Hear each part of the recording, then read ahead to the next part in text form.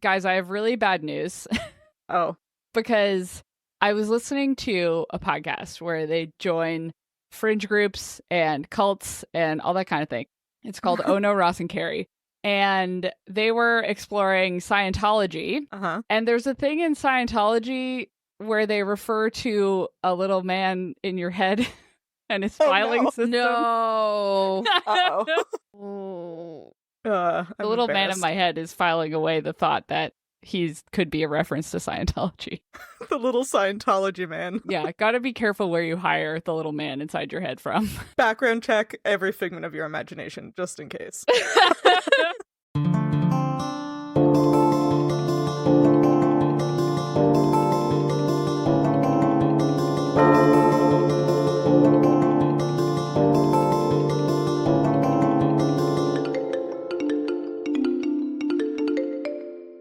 Hello, and welcome to another episode of Midlight Crisis, a real podcast hosted by three grown-up biologists revisiting books from our teens, and it's totally cool. I am one of your hosts, Sophie, and today I am a fantasy aficionado. Oh, yeah, are you? Just today? Today, oh, right, and also last year. I know. Just this one time experimentation of fantasy. Yeah, this one day of 2025, I am returning to who I was in 2024. All of 2024. Wow. And all of 2024, I was a fantasy aficionado. Yeah, makes sense. Yeah, that checks. Yeah. And that's no explanation needed. No, the further context is your reading list is a magical tapestry of worlds where anything is possible. You thrive on epic quests, mythical creatures, and a sprinkle of chaos. If it involves a dragon or a quirky sidekick, you're all in. Keep casting those literary spells. Wow. Nice. Wow. Amazing. Yeah, so that's who I am in 2024. Uh-huh. Yeah, so that's me. And who are you guys? My name is Sam, and in the year of 2024, my reading aura is, or was, I guess, romantic mischief. Oh, yeah. Yeah. Yeah. Yeah. Which means my got you. list was, this is the best part, a delightful mix of love, laughter, and a sprinkle of chaos. You thrive on witty banter, unexpected romances, and a dash of magic. If there's a love story with a twist, you're all in, and we're here for the fun. I love unexpected romance is a strange way to say enemies to lovers, but It's true. but it's correct. I did not correct. read a good enemies to lovers No. 2024 because it's the same problem I'm having with just this romantasy debauchery. Yeah, debauchery bracket negative. Negative. Yeah. I won't go too much into it because there's still one more host, but anyways. Debauchery and not the historical romance kind. Yeah. And it's just no one's getting it right, and I blame publishing. Anyways. Agreed. Okay, and I am Hannah, and in 2024, I was a genre-hopping adventurer. Oh. I think that was you last year too. Probably. Probably. I'm getting deja Doesn't vu. surprise me. Ooh. They're just like, bitch, you're still the same. I think my stats are kind of the same too. Me too. But my reading list is a wild ride through galaxies, romances, and historical dramas, apparently. Wow. I am the literary equivalent of a buffet, sampling everything from sci-fi to heartfelt tales. Who needs a single genre when you can have them all? Keep those pages turning. Gotta catch them all. Gotta catch them all. Wow. It's funny that they said like historical fiction broadly when they mean like specifically the Halifax explosion. I think there was only one of those. Come on. Oh, okay. Oh, interesting. I wonder, we'll get into the stats in a second, but there's more historical fiction on there than I thought there was. Wow. Yeah, so in case you couldn't tell, even though it was clearly so obvious, this episode is our year in books in review or whatever. Ooh. Year in books? Okay. Year in review books? Books in review last year? It's the one where we talk about what we read last year, which was 2024. Yeah. And the reason we're doing it now is because this is our first episode we're recording in 2025. Yay. Yay. Yay. I just always get salty when like Spotify and Goodreads send out your year in review or whatever in like on December 5th. And I'm like, there's like 3 whole weeks left. What are you doing? Does Spotify not like update? Because Goodreads will update right until the end of the year. I think it does.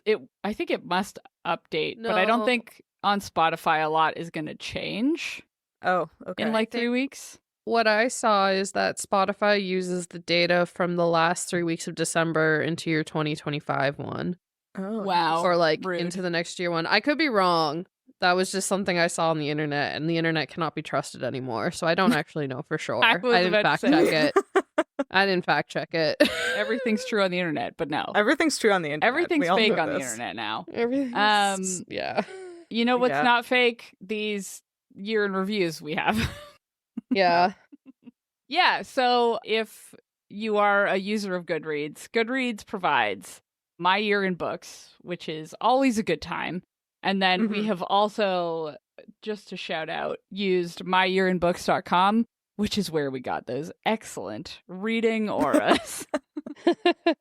And I think let's, before we dive into some other year, like, in books wrap-up stuff, I guess let's talk about what these reviews have for us.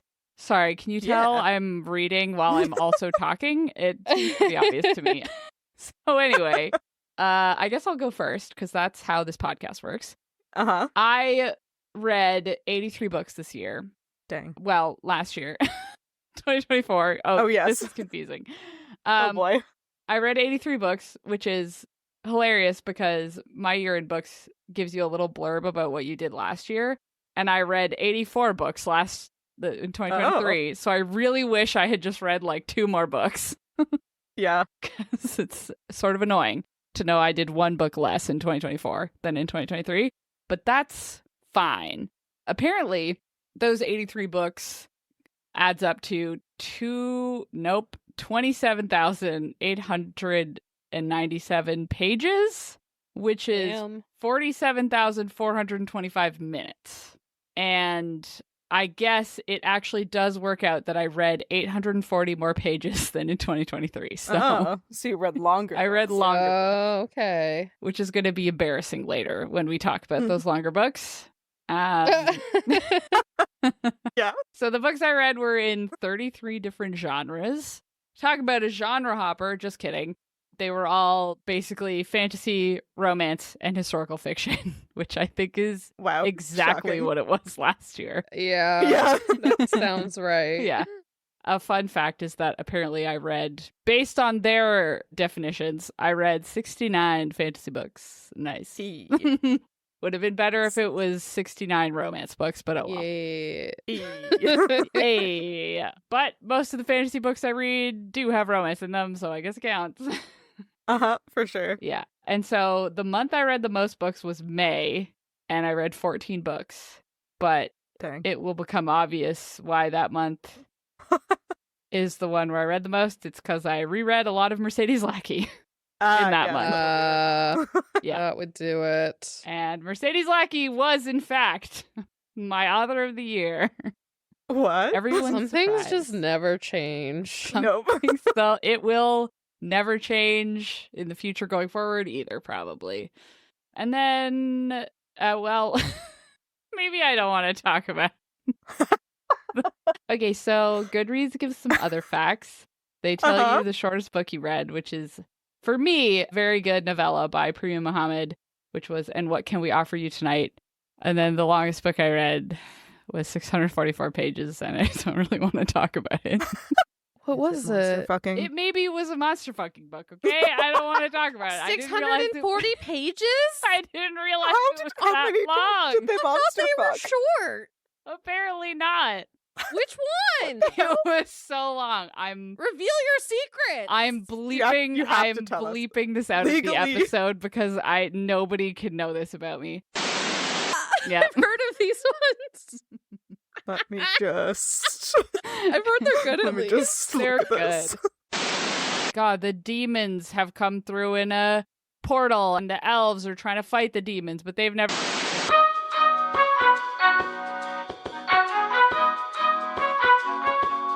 So that was the longest book I read. All of this has been cut out. Uh-huh. Just put strategic beeps on it. Yeah, there's just going to be a lot of long, like, beep sounds. Anyway, the average book length of the ones... What? My average book length in 2024 was 335 pages, regular length. The most shelved book I read was Remarkably Bright Creatures. Big fan. Yep. And my least shelved book was another novella by Prima Muhammad, which was called The Apple Tree Throne. And then my average rating for 2024 was 4.5 stars. Nice. Dang. Because she DNFs books like it's her job. That's it's my job. True. And Great some books point. that I felt bad about, I just didn't rate at all. And then finally, the book I read that was the highest rated on Goodreads was Network Effect by Martha Wells, part of the Murderbot series. And those are my stats. Damn. Dang. There's some aggressive stats. Yeah, it's too bad that no one will know ever what the longest book I read was, but it remains a mystery. Hilarious. Now So funny. hold on. Goodreads says I read 84 books. Yeah, there's a difference. Oh, for mine's some the reason. same. Oh, mine's different. I think it must be something I must have like not DNF'd, and so Goodreads still counts it or something, or I didn't rate it. Anyway, Maybe, well, yeah. I'm gonna go with 84, which means I read the same number of books as I did last year. Wow, amazing. Great. We'll pretend that the book I missed was like a really long book, so it's gonna replace the monster fucking book. The one we can't talk about? Yeah. Oh my god. Anyway, those are my book stats. What about you Wow. guys? So I also read 80 books, but 83 books, which was one more than I read last year, which was 82 books. Wow. Which adds up to 32,487 pages. Oh, I know. And yeah, equivalent to 55,228 minutes. It will be revealed shortly. Why? Yeah. I wonder why. I wonder why. Anyways, I read in 32 genres. The top 3 were, of course, romance, fantasy, and contemporary. Ooh. And I would like to just say I'm so validated in my thoughts on romantasy because only 6 books I read were in that tag. So you know what? Yep. Oh, interesting. Yeah, it's all fake. Anyways. Now's not the time for that rant. Anyways, I read the most books in December with 10 books. And I would like to thank the Amazon holiday novella collection for that. You really did me a solid in December. And apparently, I didn't realize this. I thought it was someone else, but my most read author was Tessa Bailey. Oh. Which I don't know how I feel about that. But it's fine. I guess I read like 4 of her books. She had like a couple novellas that you read too, right? Yeah. Oh yeah, I read 3 of her novellas and 2 of her full length. No, 3 of her full length, I think. No, 2 of the full length. Anyways, so I mean that'll do it. That will do it. So The old now to novellas. reveal the best part of this. Yeah. My shortest book was 55 pages. And it was All by My Elf by Olivia Dade.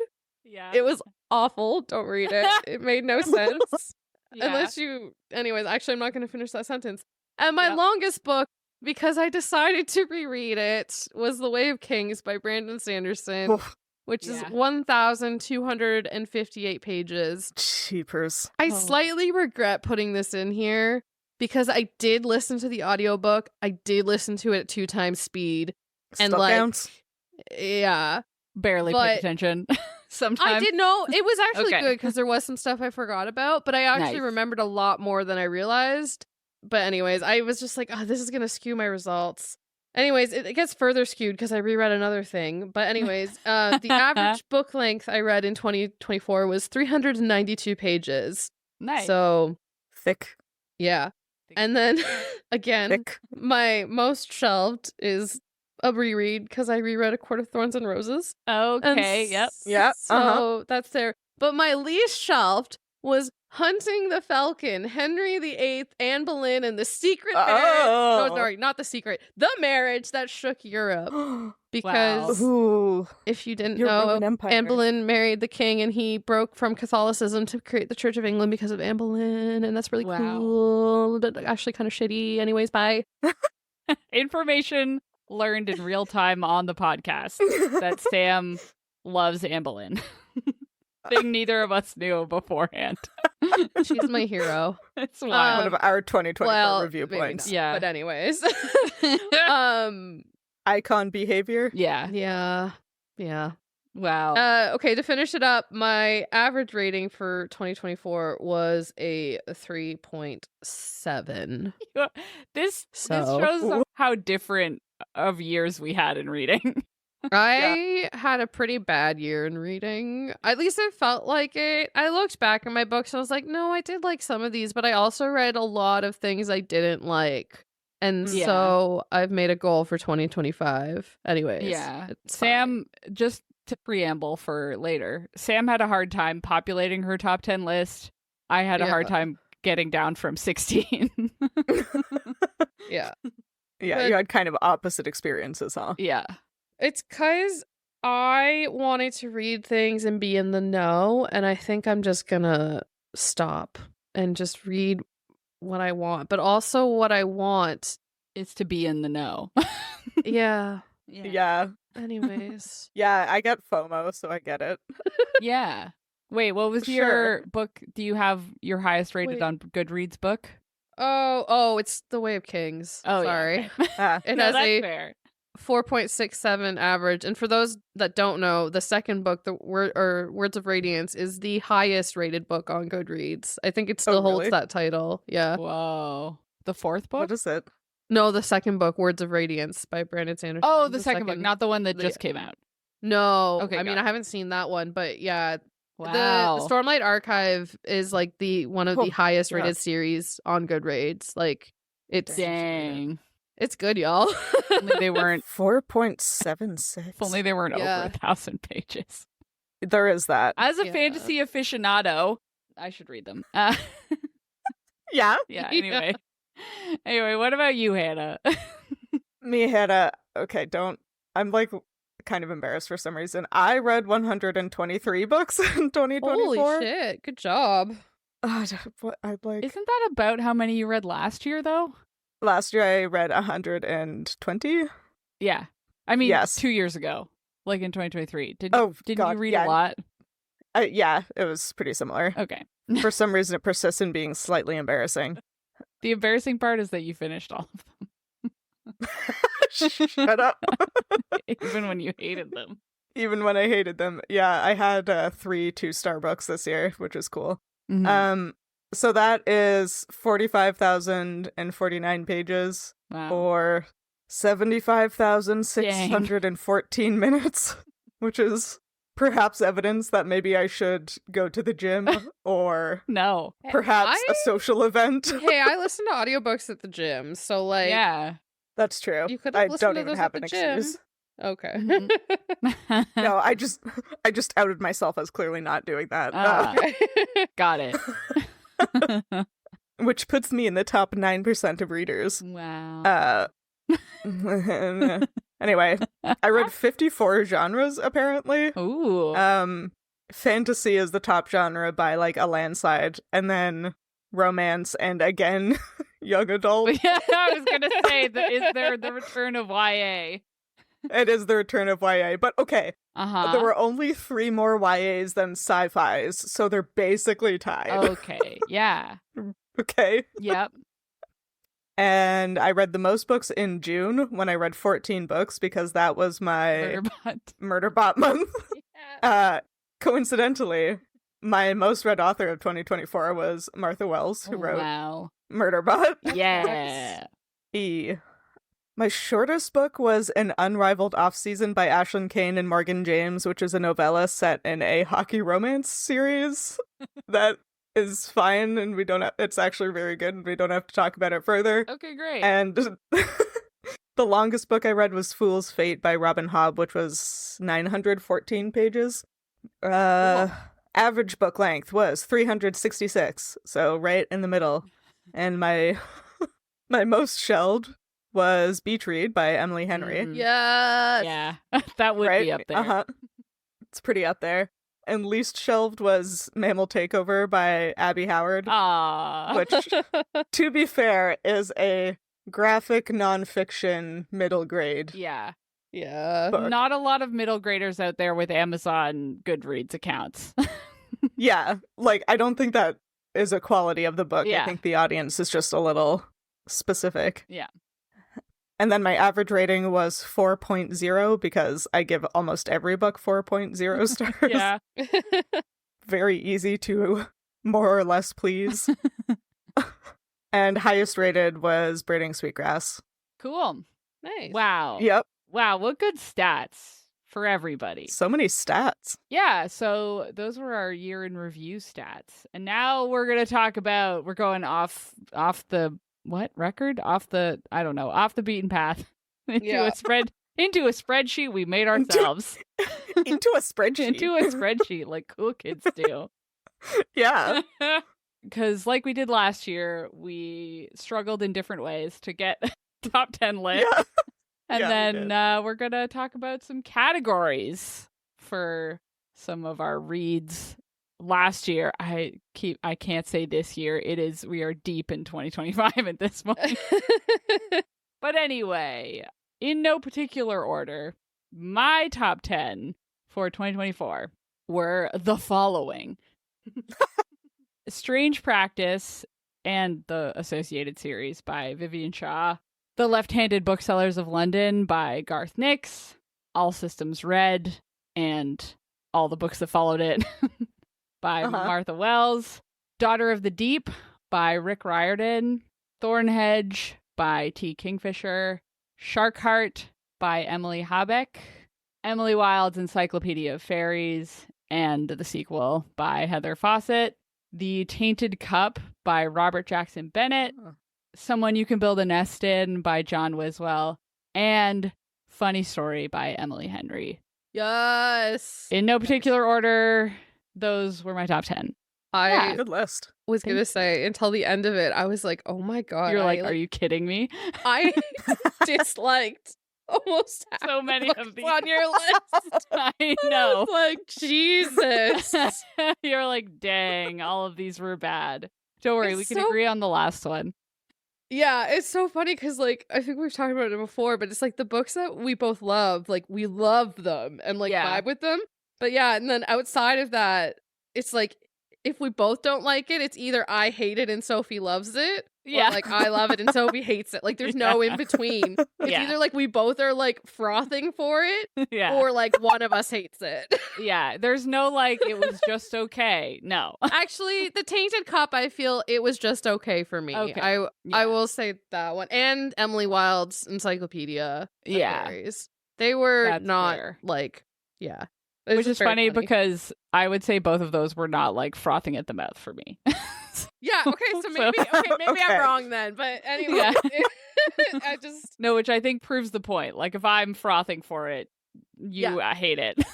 Oh, the one I was thinking was Sharkheart, because like Oh I yeah. literally could not, I can't even think of that book without like wanting to vomit. Yeah. So We'll talk about it later because I have it in Yeah. a different category to talk about. But Perfect. I Yeah. understand. Yep. okay. So yeah, that's my top 10. And as I was filling it out, I was like, I bet Sam didn't like a bunch of these books. But that's Just okay. Sharkheart. It's allowed. Yeah, that's allowed. Yeah. Yeah. So speaking of Sam, what were your Yeah. top 10? I think we have one Okay. in common. We do. We do. Okay. So I had trouble putting this together. But these were the best ones, and in no particular order as well, because I could not be fucked to order these. Yeah. A Demon's Guide to Wooing a Witch by Sarah Hawley, because it was just a lot of fun. Wisteria by Adeline Grace, which is the third book in the Belladonna series, and I read all three last year, but Wisteria was like perfect. Like everything I wanted a book, that was that book. So That's why number 3 is mentioned and not 1 and 2. The Road of Bones by Demi Winters, which is how to do a Viking fantasy romance correctly. Someone we could mention. Reason. Yeah. And then we have the shocker of all things. I have a fan fiction on here because I read Manacled by Sinlin Yu, which, if you are not as deeply on the internet as we are, is one of the most popular Hermione fanfics, which stands for Draco Malfoy and Hermione Granger. Yep. And it's fine because it was by this author and not the other one we do not name. Yep. And it was perfection. It's gold. It's being traditionally published, and this year it's going to be called Alchemized, and everyone should read it. Okay, bye. And next, This Summer Will Be Different by Carly Fortune, and then One Dark Window by Rachel Gillig, and then The Undermining of Twyla and Frank by Megan Bannon, Only and Forever by Chloe Leese, A Funny Story by Emily Henry, and lastly, Divine Rivals by Rebecca Ross. Nice. Thank you. Nice. Yeah. We have, I feel like last year, I guess is the first time we did this, we had more overlap, so it is just very funny to me. But also, most of the books you mentioned, I did not read, so we could have overlapped even if we wanted to. I think I've only read one of them. Yeah, my list is very heavily influenced by like my favorite contemporary romance authors. Yeah. And then book talk, because 1, 2, 3, 4 of those are like books that were like heavily hyped this year. Right. So yeah. And this year was not a big contemporary romance year for me. Yeah. No, me neither. Diverged. Yeah. So cool. Anyways, what about you, Hannah? Yeah. Yeah. I think I have something that each of you will love, and also definitely something that Sam will hate. Maybe a couple things. Exciting. Mine is just in chronological order from when I read them. Smart. Just because that's how my brain wanted to do it. But I also have Shark Heart by Emily Habeck. Oh my god. But to make up for it, I have Beach Read by Emily Henry. Yeah. Listen, I get why you guys like it. I can't. That's fair. Too much. Yeah. And then I have Heart Song by TJ Klune, which is book 3 in the Green Creek series, kind of representing that series, you know? The way I do that. Yep. Then The Fragile Threads of Power by V.E. Schwab. The Undertaking of Heart and Mercy by Megan Bannon, Nuclear War, a Scenario by Annie Jacobson, Network Effect by Martha Wells as a representative of the entire Murderbot series, which I'm super normal about. Yep. Somewhere Beyond the Sea by TJ Klune, Fool's Fate by Robin Hobb representing the Tawny Man trilogy, and How to Keep House While Drowning by Casey Davis, which might just be recency bias because it's one of the last books I read, but it was really sticking in my brain, so I thought it deserved a spot. Nice. So yeah. Wow. Not a single book that we all had. That's funny. Interesting. Last year we had Tress, you had The Undertaking. Oh yeah. Of What's Heart and Mercy, and I had The Undermining of Twyla and Frank. Only because I read I read the other one the year before. Yeah. Right, but nothing that all 3 of us had. No. Yeah. I think the closest, because I haven't read Funny Story yet. Yeah. I think the closest is just we all had an Emily Henry. Yeah. Thus proving that she is one of the best. Yeah. She's so good.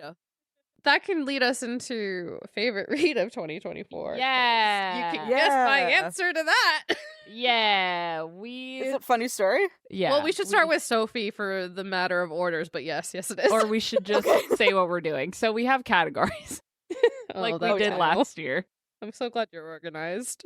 Yeah, and right. This is like our long form section where we're allowed to talk about the books we put in the sections. And then we have looking ahead section, and then we have a speed round where we absolutely are not allowed to talk about it even though we're going to. Yes.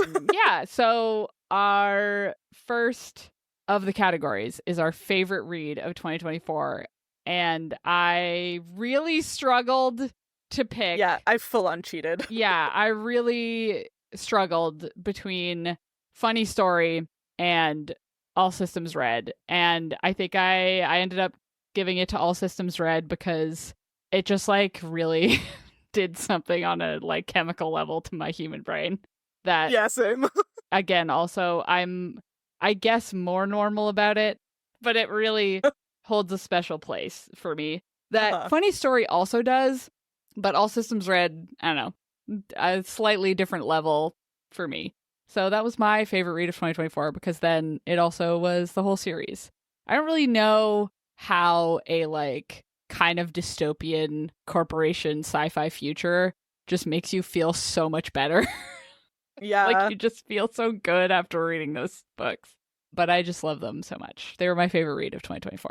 Yeah. By Martha Wells. Yeah. So what about you, Sam? I wonder what you put. Oh, I wonder what it was. Oh, it was Funny Story by Emily Henry. Yeah. Wow, crazy. There's going to be a trend in this. Yeah, list. we're going to see a trend here. Yeah.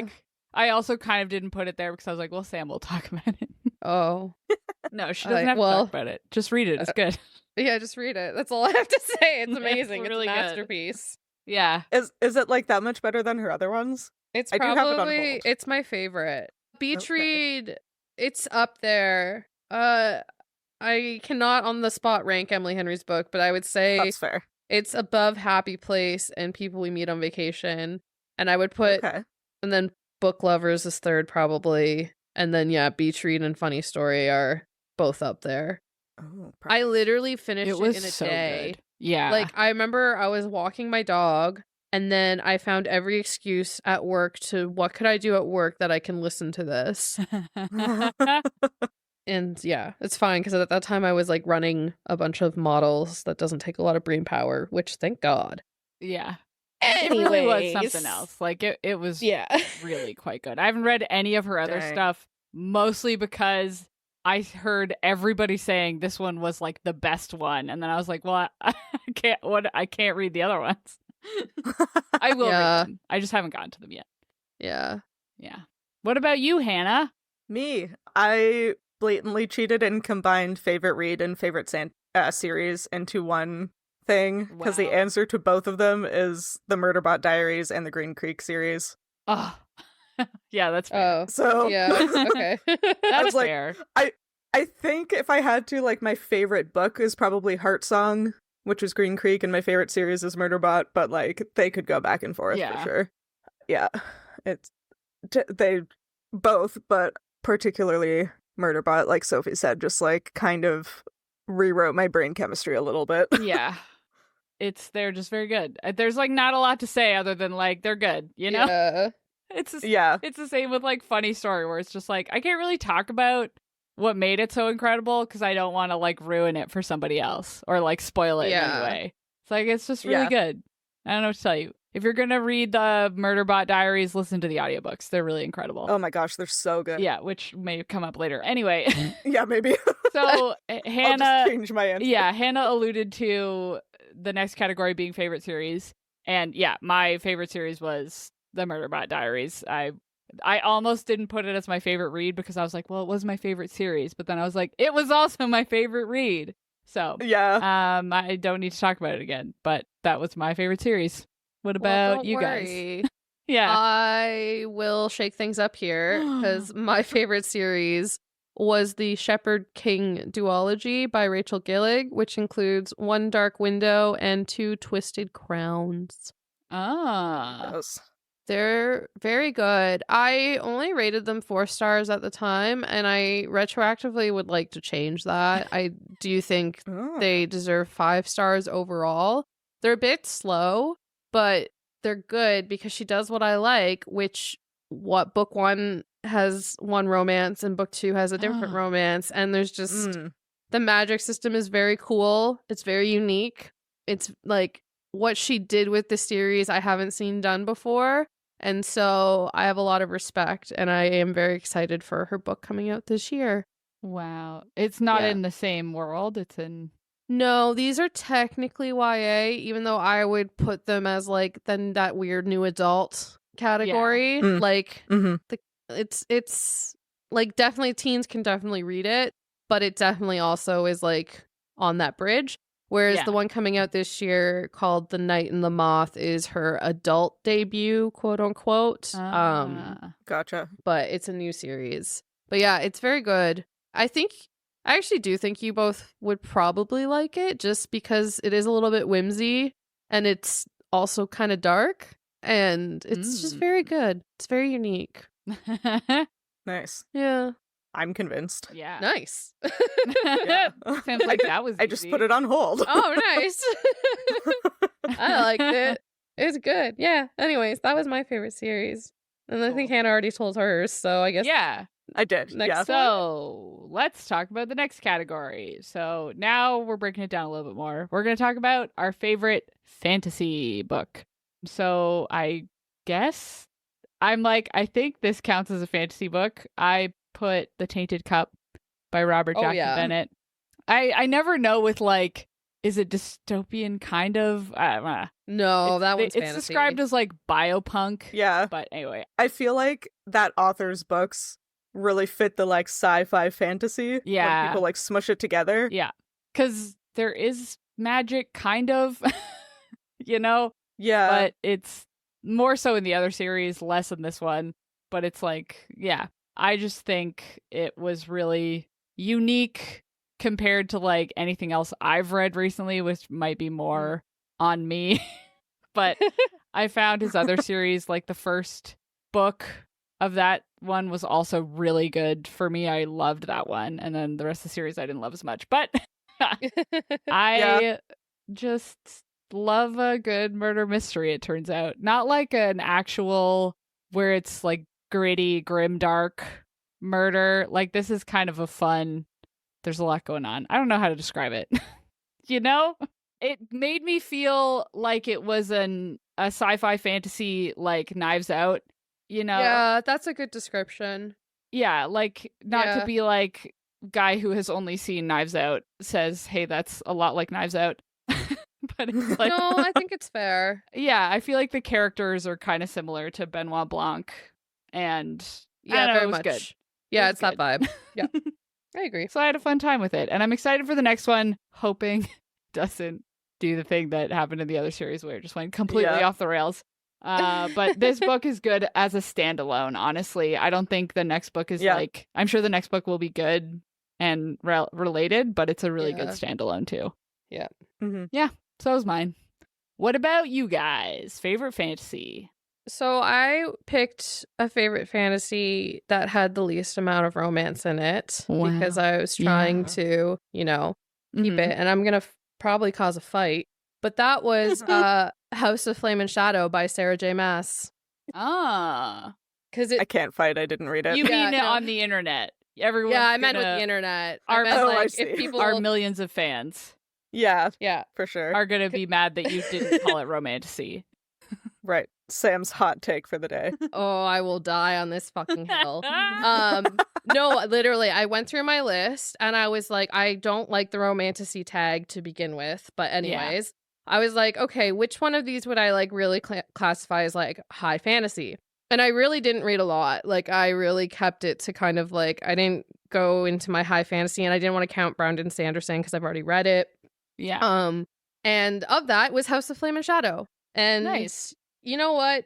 I don't like the series as much as her other stuff, but I think I liked the finale a lot better than other people because I didn't want a big Avengers moment and we didn't get it, which made me happy. Yeah. So anyways, I liked it and I thought it was a good finale to the series. Yeah. Okay, so is that one's done?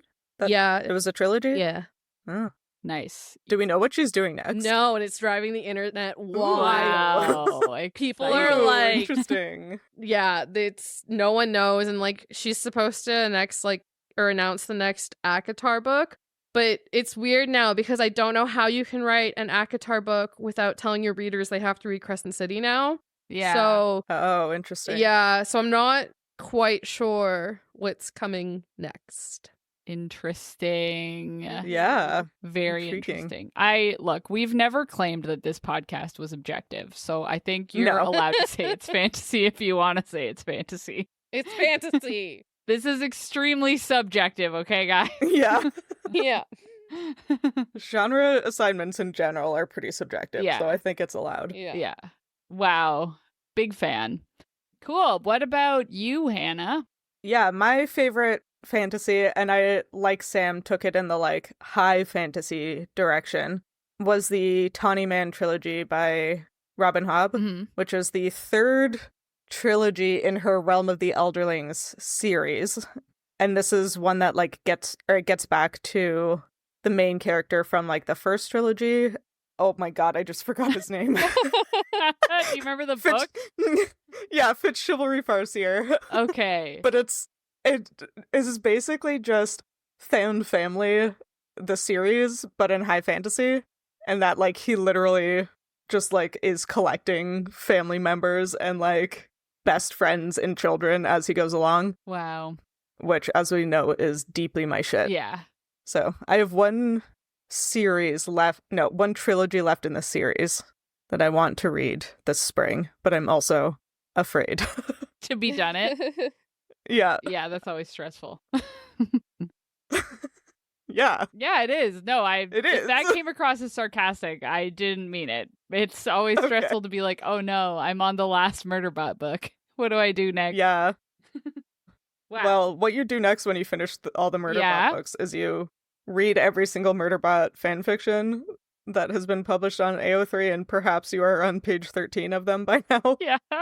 Just maybe. Yeah, maybe. Hypothetically, some people would do that. Yeah, someone might do that. Great. Cool. On that note, not at all. Not even slightly on that note, but not even a little bit. But moving on.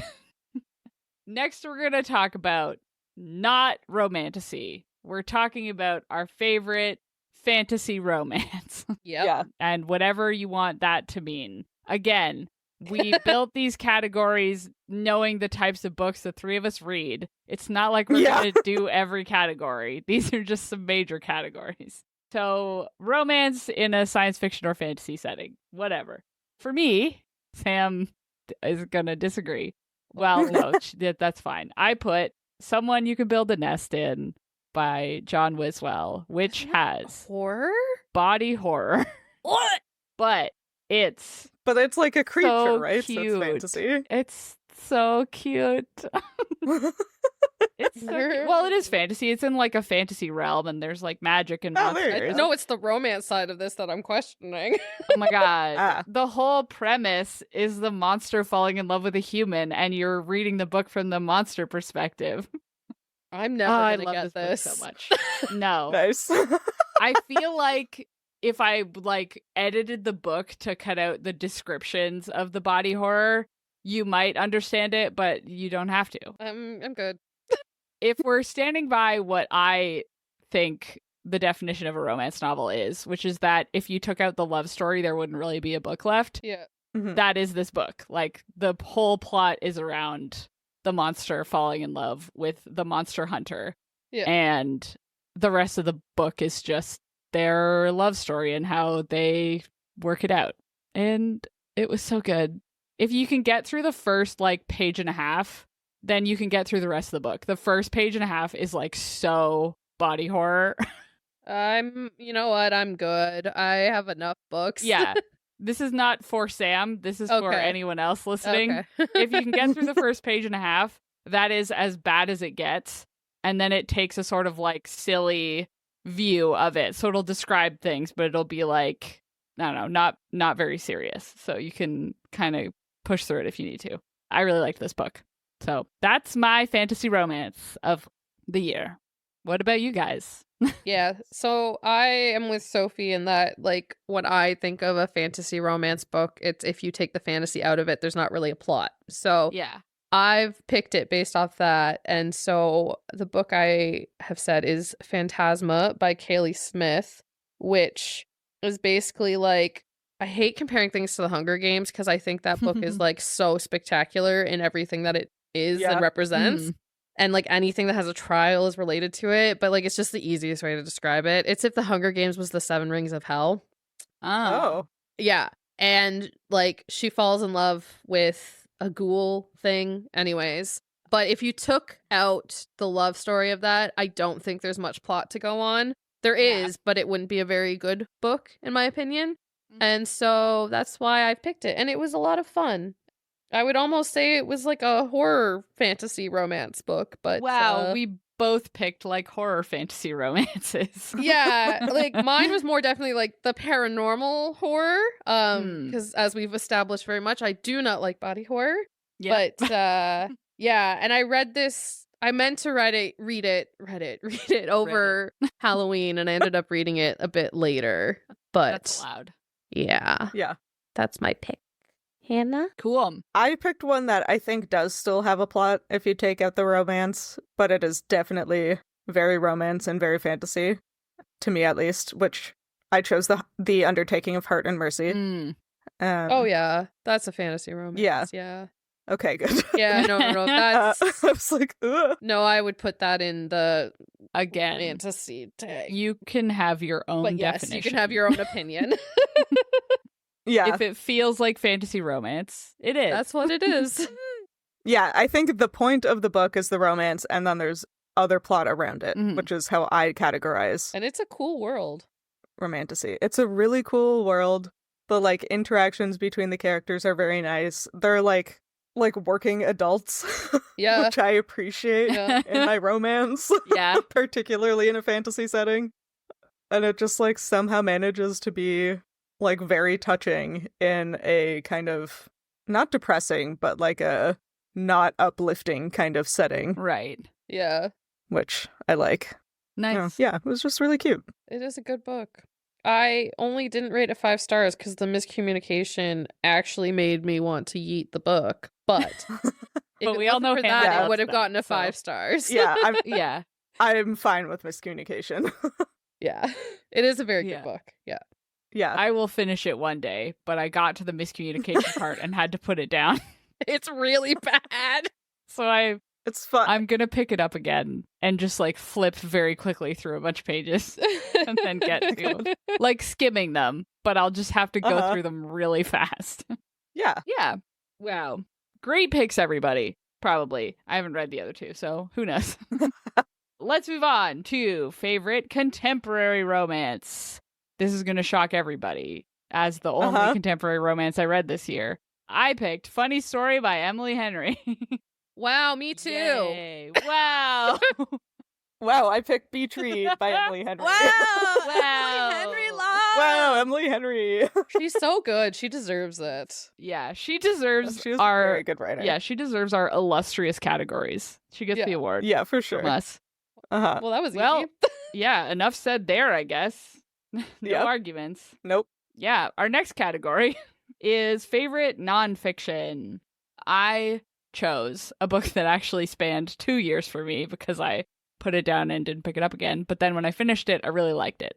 And that was Once Upon a Tome by Oliver Darkshire, which was like snippets / memoirs of his time working as an antiquarian bookseller in London. And it's like a little, I'd say there are fictional flourishes, like talking about certain people coming in as though they're like creatures.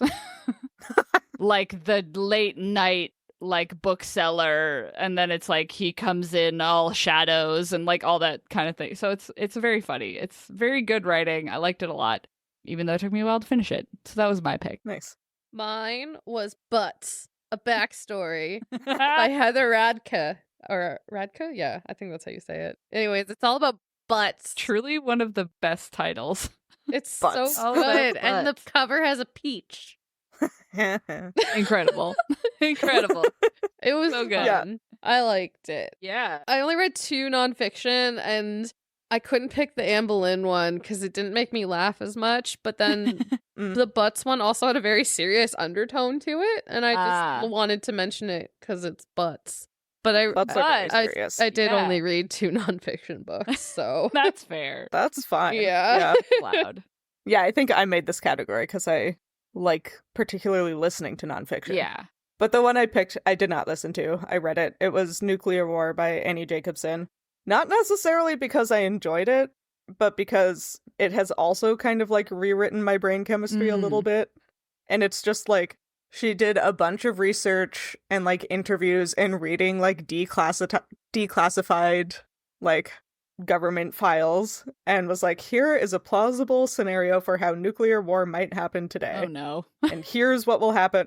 I think it when it first starts, it's like second by second, and then she goes in like minute by minute, and then it's like 10 minutes later, 15 minutes later, and it's like the first, I read it in the summer, so I don't remember exactly. I think it goes through like the first week after somebody makes the decision to shoot off a nuke or whatever. Yeah.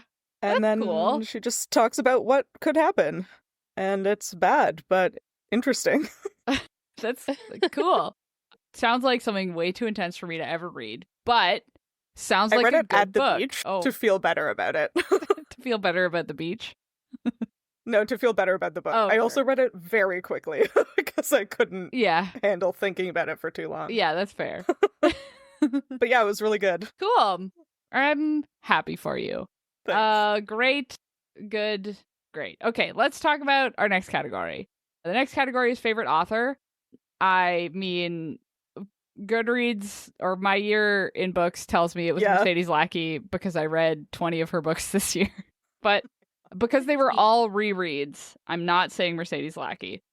Actually, the person who I read the most books by, again, was T. Kingfisher. Yeah. Wow. Yeah, because I read Thornhedge, I read Nettle and Bone, I reread some of the World of the White Rat books, and then what's the other new one? A Sorceress Comes to Call. And guess what? I still love T. Kingfisher. Great books. Oh, and I started reading some of her horror books. I read A House with Good Bones, and that is the only one, actually. What about you guys? Well, I guess Goodreads is telling me it was Tessa Bailey, but like I only liked one of the Tessa Bailey things I read, like a lot. So I was gonna say Chloe Leese because I finished the Bergman Brothers romance series. Like I read the last 4 books in that series at the beginning of this year. Yeah.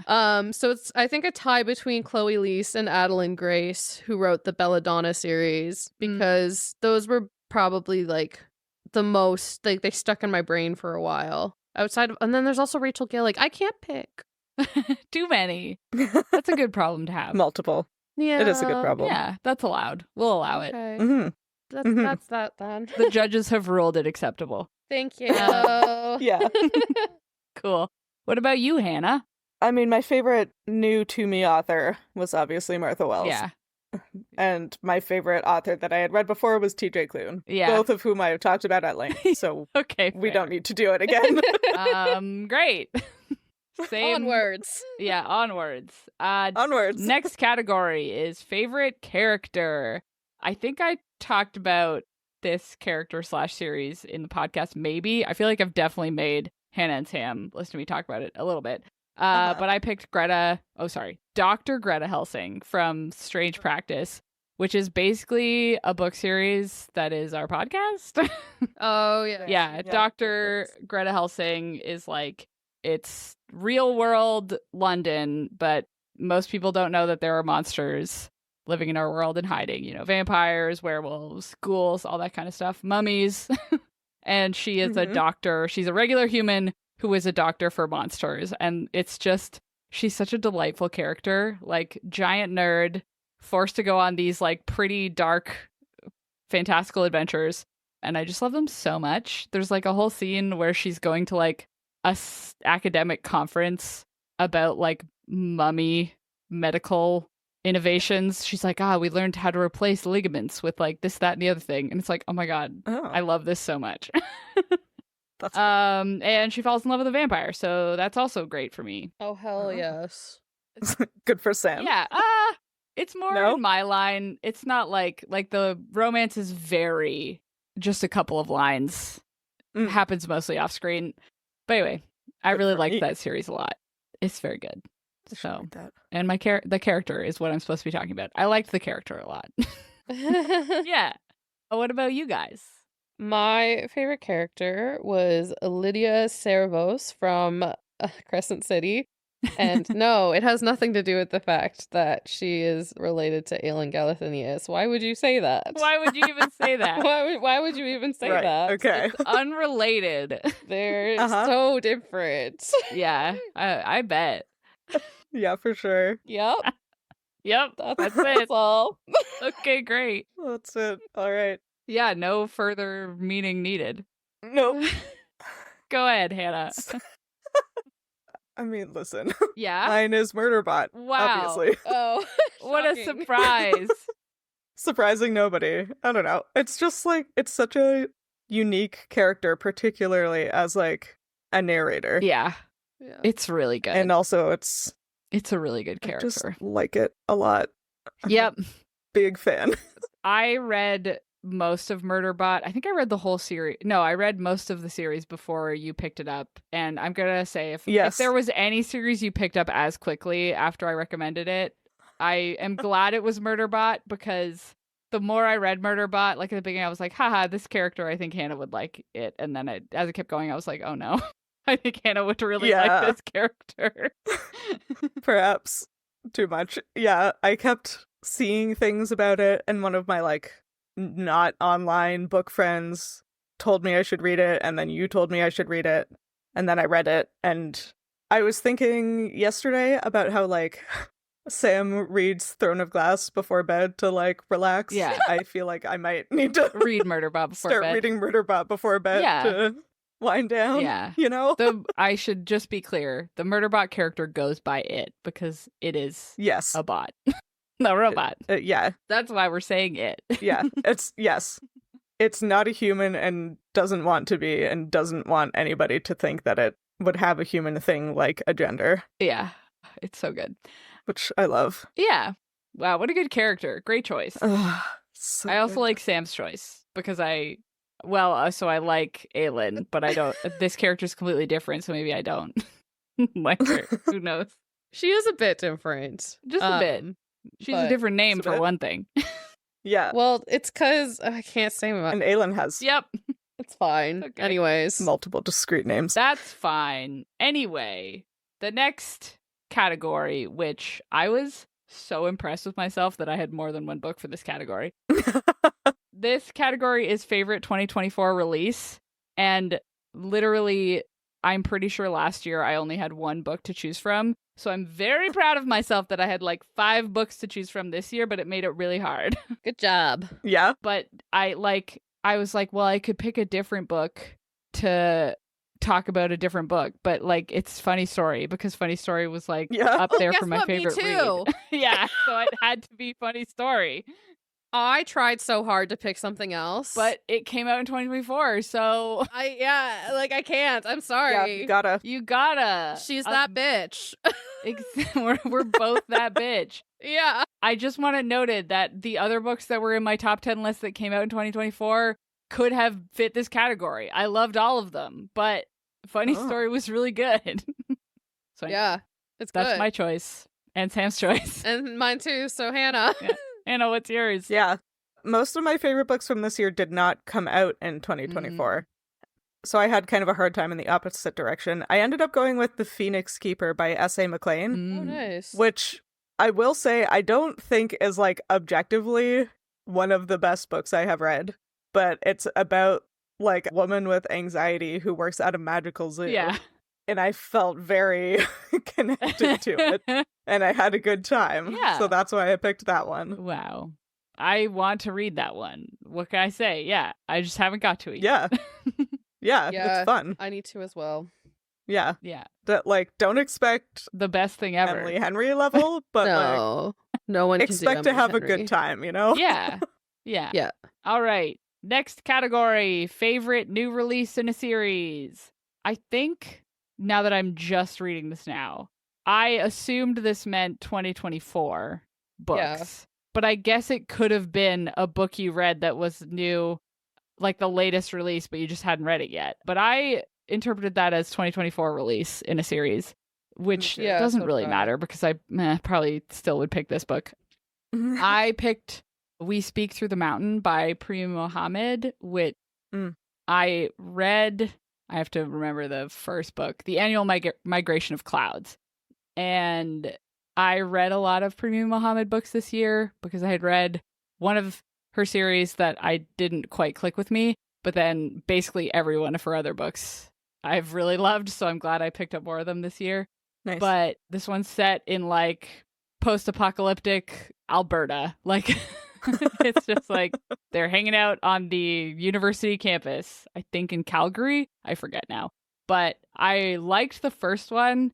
It's like some people have like disease that they're trying to get rid of, but also it kind of makes them, I don't know. It's a really interesting interpretation of like post-apocalyptic where some people have still really good lives and some people don't, and what people will do for that. And then this book I thought it was a duology. And then I got to like the last 4 pages of the book and I was like, oh no, there's a lot still going to happen. And it was a really good book. So I recommend The Annual Migration of Clouds and We Speak Through the Mountain. It's a good series. So yeah, that was mine. What about you guys? This should be no surprise based off what I've been talking about. Mine was Wisteria by Adeline Grace, because I read the whole series this year because I thought it was a duology with Belladonna and Foxglove. But turns out it's a trilogy. And same hat. Yeah. When I tell you book 3 was written specifically for me, it's just book 1 and 2 were good, don't get me wrong. Yeah. Like I like them a lot. They're great, but book 3, oh my god. I'm gonna read these two. You've recommended these books to me, and they're on my want to read list, and I'm gonna read them, and I'm just gonna call you out with the third book for sure. Oh, 100%. But they're a murder mystery historical romance. Yeah. And like the only reason I was like, I don't know, is because you don't read YA, and they're technically YA, but I think the main character is 19. So we'll see. Anyways, I can maybe get behind a 19-year-old.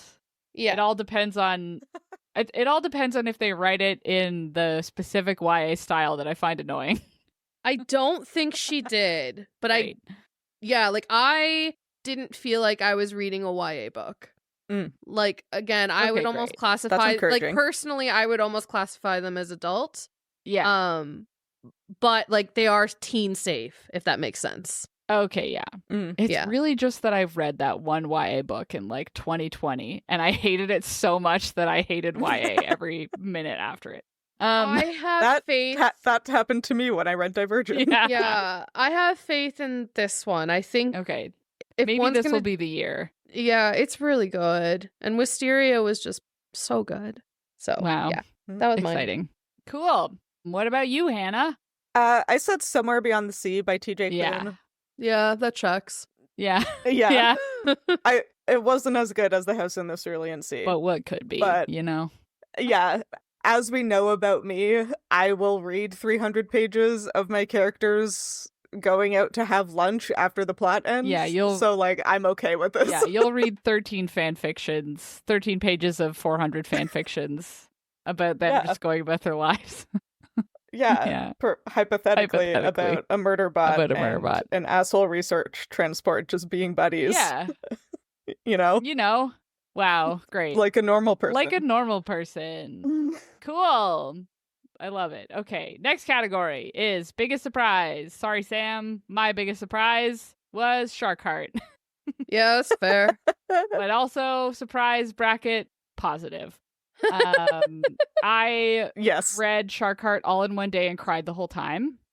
I knew by the time I picked it up, I knew it wasn't like silly. Like we had read the description of it. Like a guy is turning into a shark. And it's a love story. Yeah, it sounds silly. It's really not. No, it's very gut-wrenching. It's super gut-wrenching. Like it made me cry too. Like it is very emotional. And I don't not like it because of that. She just goes into far too much detail. It's too much. Yeah.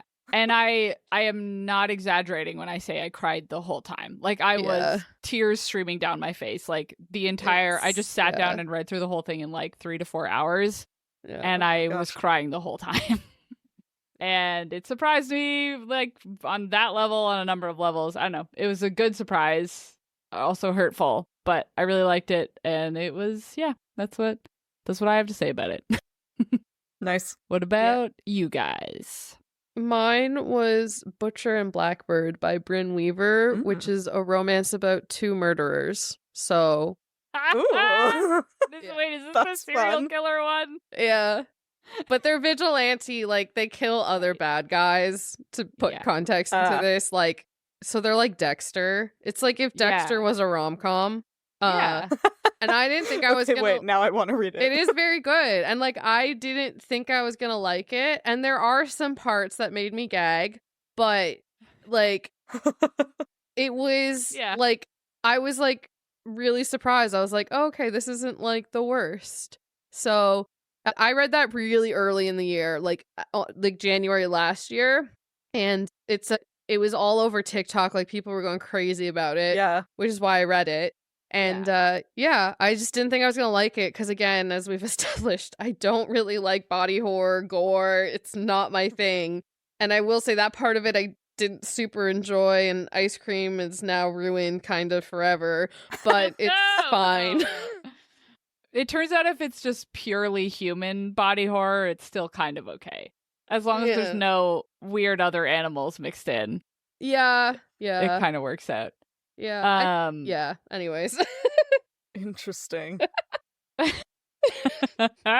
You can move on now. It's okay. Okay, great. No, that's fine. I feel like my brain was summoning up a memory of like, I'm pretty sure I walked back into the house after being away for Christmas, or you walked into the house, whoever came back second had like just re-entered the house, and you were like, this book about serial killers. Oh yeah, I did do that.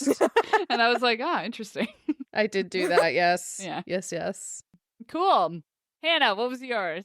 Mine was Bride by Ali Hazelwood. Oh, yeah. That one. I didn't like the other Ali Hazelwood as like that much. Wow. And this was just very fun. It was and very funny. fun. I was expecting it to be like a lot, and it was mostly just fun. Yeah. I had a good time. It was. There was like certain parts that were a lot. Mm-hmm. Yeah, but like as we've alluded, yeah, I read a fair amount of fan fiction, so like it was not that much. Yeah. Other fan fiction. I don't like weird anatomy things. Yeah. I love monster sex. It's fine. Yeah. We're not going to talk about the Omegaverse on the podcast. Nope. No. I did like the book. I just didn't. Yeah. Anyways. It's a fun book. Yeah. And you can mostly ignore the weird stuff, probably. There's only one, really. It's true. Yeah. I thought it'd be way more intense from the way people were talking about it, but I think it was just people who hadn't encountered Omegaverse before. Yeah, that's the vibe I got. I think it was fairly tame from that perspective, from what I've seen of people who read a lot of Omegaverse. Yeah, because none of us have ever read Omegaverse or fanfiction or any of that. None of us ever. None of us at all. No. Okay, great. Moving on. On that note, I didn't talk about a single monster fucking book in these categories. I'm not. Don't worry, not I got ruining you. my streak. I didn't even talk about the mermaid ones. Okay. You have.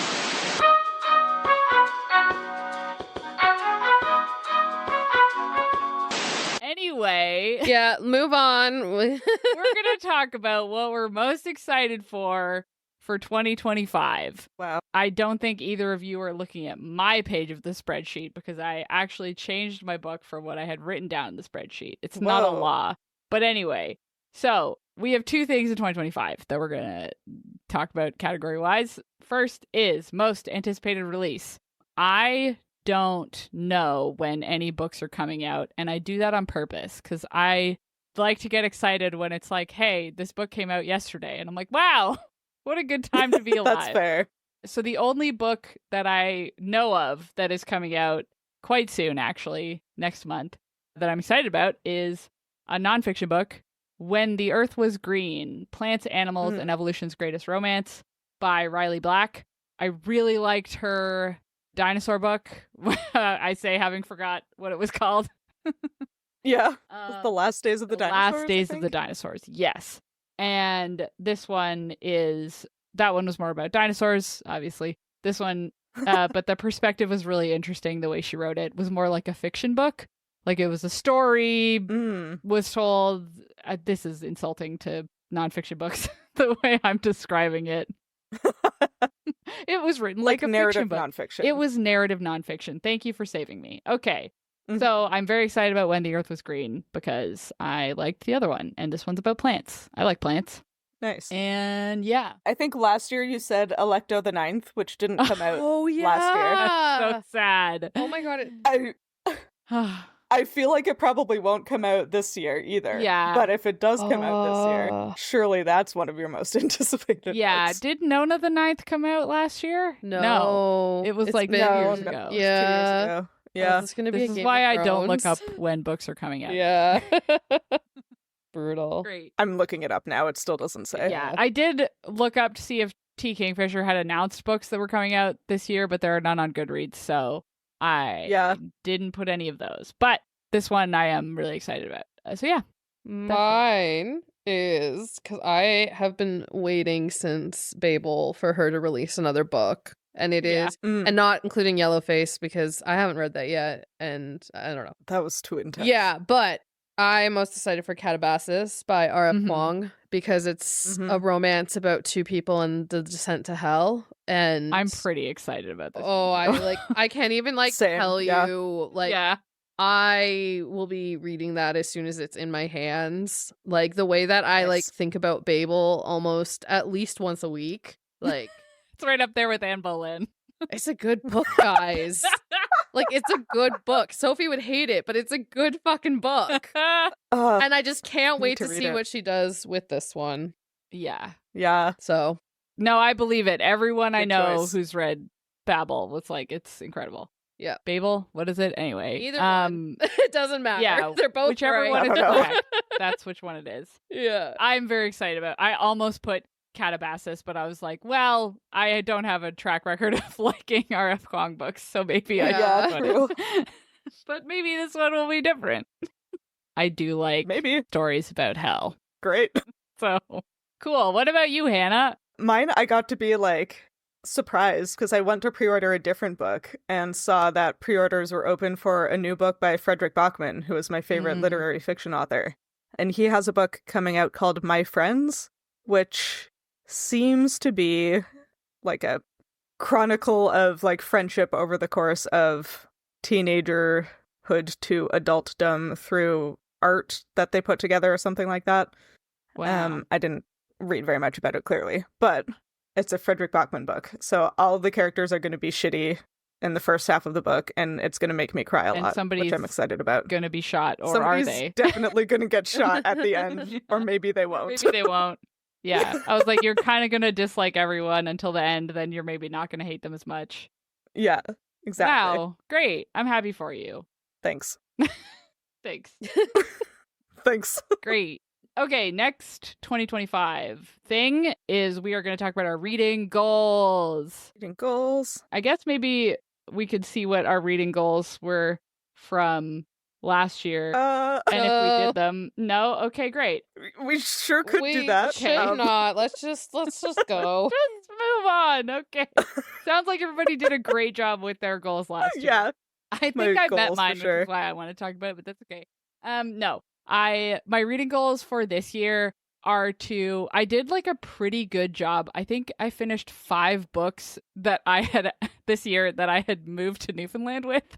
Oh. So I had a TBR from when I lived in Toronto, and there were a bunch of books that I moved with me and then hadn't read yet. I still have quite a few on my TBR of 16 books. I have a very small physical TBR, not to brag or anything. No, it's terrible because they've been here since 2020, all of them basically. So my goal for this year is to finish the rest of my moved to Newfoundland with them books. Dang. Or get rid of them. So I have to decide, read them or don't, but get rid of them if you don't.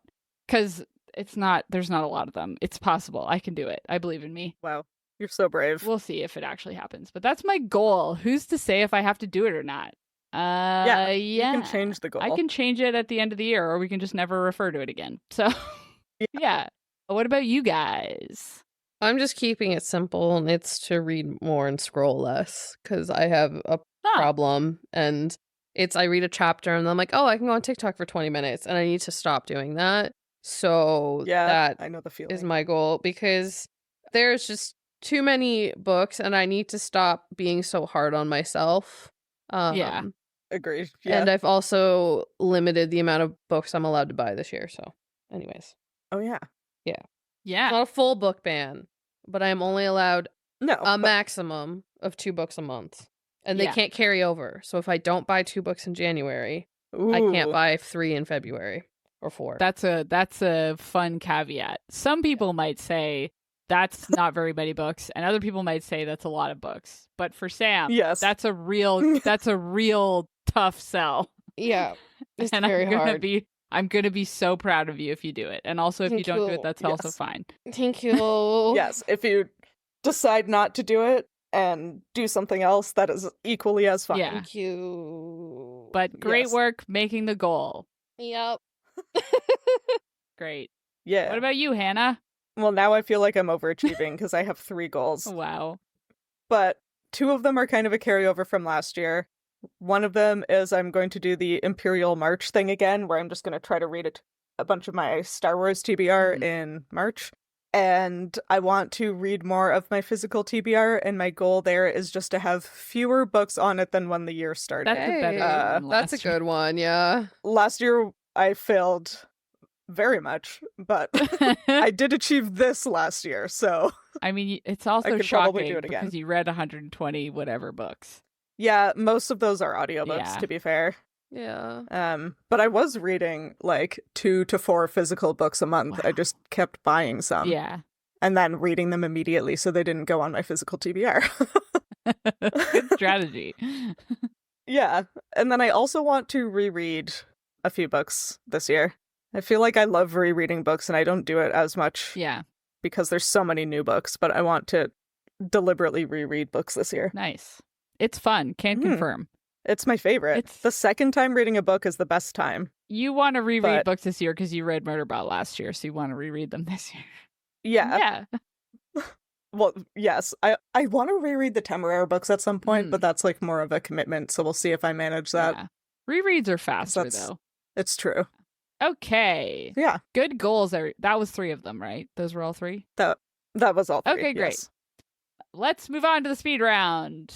Coming Speed to a close round. here. Okay. Speed round category 1. Favorite trope of 2024. Mine was villain gets the girl. Oh, Ooh. that's a good one. Yep. A lot of Mine, cooking books have that. oh, that Anyway. makes sense. Speed round. Speed round. Mine was arranged marriage / marriage of convenience. Mm, Because good if one. we think Those are about fun. it, it is usually an enemies to lovers. Yeah. We're Yeah. just renaming our favorite tropes. Yeah, but I read a Hell shocking yeah. number of books with that trope, so Huge Yeah. fan. Yeah, I think last year we sort of interpreted this as like a trope you read a lot of. Yeah. So I said spooky settings. There's a lot more books than usual were like a little spooky. Nice. nice. Thinking of like Heart and Mercy and like Nettle and Bone Yeah. kind of thing. Fair. Yeah. I mean, yeah, I read a lot of Villain Gets the Girl this year, so reasonable. Yeah. Great. Speed round. Okay. Category round. 2. Favorite cover art. Mine was The Tainted Cup by Robert Jackson Oh. Bennett. I like the green That's a good and the one. gold. That's good. Yeah. Mine is The Hurricane Wars by Thea Gowson, but Mm. specifically the Fairy Loot version. So Yeah, it's You're- really yeah. good. Nice. Yeah. Mine's A Letter to the Luminous Deep Yeah. by Oh, Sylvie Oh, that's a good one too. Catherall. That's a good one. Yeah. Yeah. Book covers are We good. might be biased because it's an ocean. Yeah. But Maybe. Yeah. it's pretty. It's pretty. Okay, next category. Favorite audiobook. All Systems Red and The Murderbot Diaries by Martha Yeah. Wells for me. Funny story by Emily Henry for me. Yeah.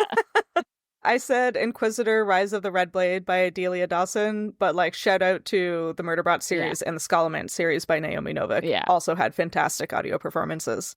Hell yeah. Yeah. Next one. Favorite reread. Surprising everybody.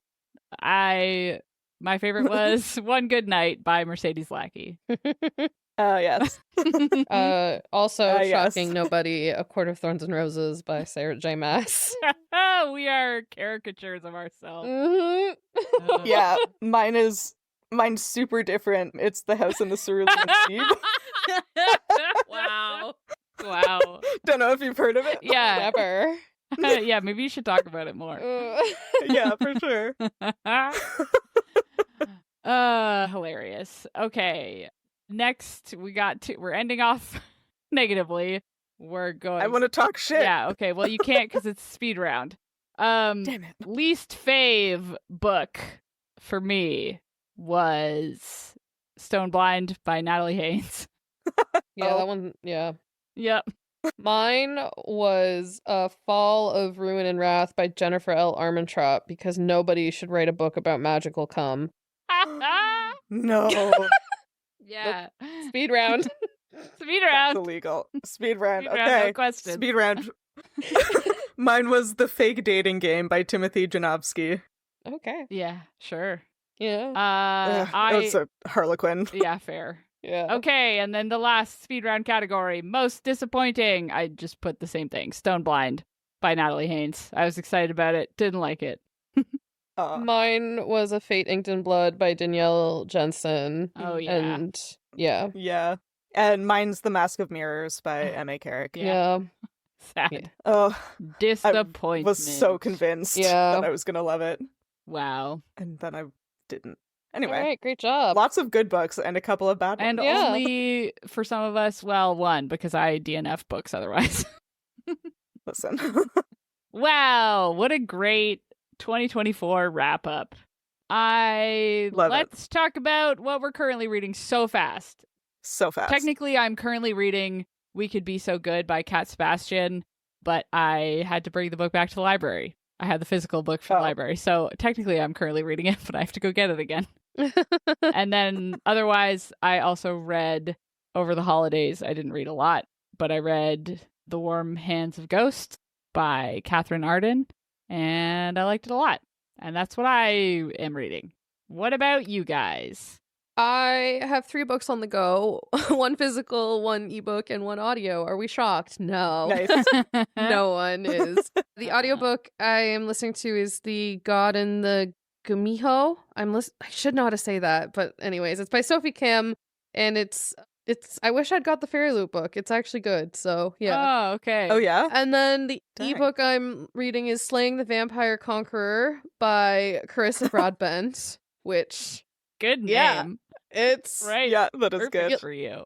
Listen, Carissa Broadbent is slowly becoming one of those authors, like, if she writes it, I'm going to read it kind of thing. Yeah. She Nice. slays. So, great. The Vampire Love King, that. I heard. Yeah. No, the Conqueror. Oh, sorry. Oh, I'm so Conqueror. sorry. The It's Vampire okay. Conqueror. And then the physical book I'm reading is The Will of Many by James Islington, which is our January Midlight book club book. So, Hell yeah. yeah. Hell yeah. Yeah. I'm also reading The Will of the Many at the moment. Nice. Yeah, and I'm listening to Confounding Oaths by Alexis Hall, which is a good time. Yeah? It's just funny. Okay. They're very funny. And then when you hear this in February, perhaps we will be reading our February book club book, which is going to be Legendborn by Tracy Dion, Nice. which I've heard only good things about. Yeah. Yeah, so thanks for sticking with us through 2024. If you liked this chapter